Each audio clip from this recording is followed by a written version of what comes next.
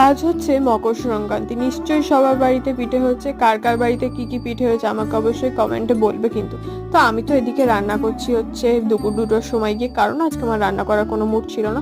তো যাই হোক, আমি আজকে চিকেন রান্না করছি। দেন খেতে খেতে এতটাই লেট হয়ে গেছিল যে আমার কোনো রকম কোনো কিছু শ্যুটই করা হয়নি। তো যাই হোক, এখানে আমি আর আমার বয়ফ্রেন্ড এসেছি বাইপাসে বসে একটু গল্পগুজব করছি। আর ইনি দেখো, একটা কি নতুন ট্রেন্ডিং গান উঠছে সেটা দিন রাত শুনে যাচ্ছে।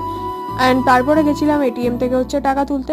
দেন বাড়ি এসে এই ভিডিওগুলো না আমার নয়, এগুলো আমার বান্ধবীর বাড়িতে হচ্ছে কি যে পিঠে বানানো হচ্ছে।